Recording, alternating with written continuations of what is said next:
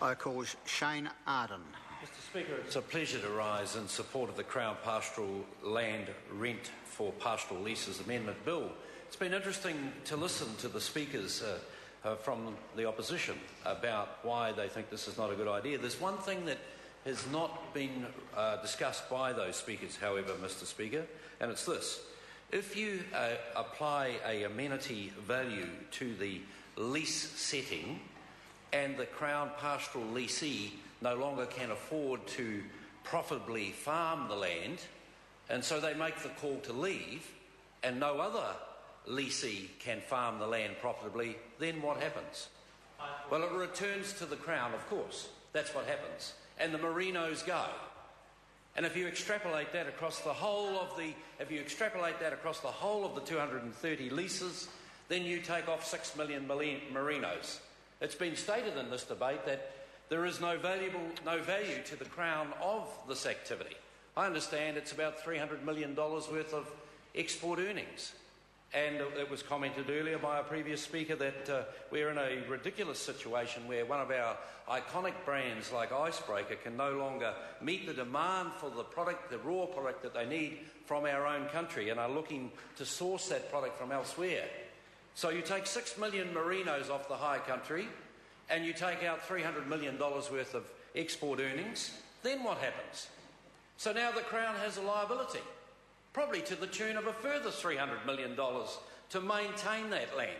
Because you see, there's a bizarre and absolutely mind-numbingly stupid concept that's put forward in this debate, and that is that you can remove all human activity in the land and it'll be fine.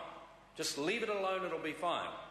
But in the same debate, we've heard about wilding pines, we've heard about the control of other pests and weeds, so whose liability will that now be?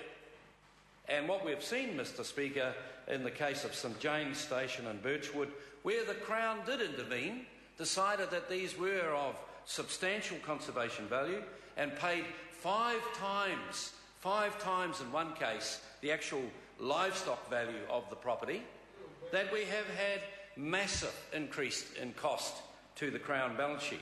So you see, the debate is all very well in terms of what is a pure model. Shania Twain example used, but Shania Twain didn't buy a high country lease. They went and bought freehold properties, and they paid the amenity value because that's what they wanted to do. So if the Crown really wanted to extract the value that it perceives could be there because of amenity value, then of course it would put the property on the market. That's not the suggestion put forward by those that would argue against this proposal. The suggestion put forward, of course, is that you'll just lock the whole lot up. The Department of Conservation will take on the extra liability. The Crown will find the money somewhere, which of course it won't, and a very poor job will be done, as is in the example of a lot of other Crown land that is in the Department of Conservation. So it is a compromise. There is 230 odd of these leases, these high country farmers. They are, and I met a number of them during the selection process, through the submission process, who are hard-working, genuine, honest, decent New Zealanders. And you could argue that they may have had something they weren't entitled to if you wish. But I would suggest the amount that they contribute to society, both through the communities they live in, plus the contribution they make to the wider economic benefit of New Zealand, far outweighs any shallow, vindictive and cheap argument that's been put up by our opponents to this bill about what they may be getting from the Crown for nothing, or transfer of wealth. I'd like to see where that transfer of wealth is taking place, because there is no pure model here. This is a unique circumstance. The irony of it all is, of course, as the Crown has negotiated with these leaseholders over the years, and aspects of these, or parts of these stations have been returned to the Crown and other sections of them have been freeholded, what we've seen is an enormous conservation advantage. And I know of several examples where the landowners now, as they have been able to freehold sections of what were originally Crown land, have put in huge amounts of investment into conserving certain aspects of the what seem to be high conservation value areas. And that is private conservation. It's not Crown conservation. It's not state intervention. It's not state investment. It's personal investment, because they have a personal investment in the area. It's not true, Mr. Speaker, never has been, can't be found to be anywhere in the world that the Crown, wherever that may be, whatever jurisdiction, has the sole right and the sole ability in conservation. In fact, what you will see when you go and look internationally and within New Zealand, some of the best conservation work that's carried out in this country is carried out by the private sector or by private individuals. And so it's quite interesting to listen to the debate. I know it's an emotional one, because when you start talking about land, particularly Crown land, people do get themselves worked into a bit of a frenzy. The circumstance that existed before was totally unsustainable, and it was in decline.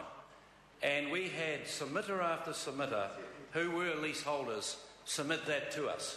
So the situation, if it were allowed to continue, was that you were going to see a decline in the state of the conservation work on a lot of this land. You were going to see the exodus of families from these high country stations. You were going to see the loss of that production that the state enjoys. It's an interesting concept that if the private sector is earning money and paying taxes and spending that money domestically, then there is no state benefit. There is no state benefit from that. So you do away with business completely, Mr. Speaker. Take it out of all business out, hand everything back to the state, and the state will run it better. Well, they've tried that in different parts of the world, and it's failed.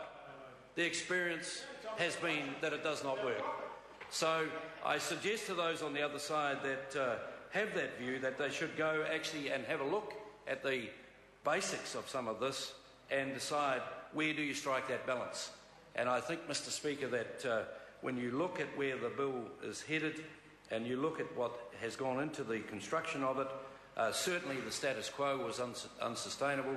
The proposition put forward is a compromise, but it's the best that can be done in the circumstances that is unique to this particular issue. Thank you, Mr. Speaker. I call Tracy Martin. Thank you, Mr. Speaker. I rise on behalf of New Zealand.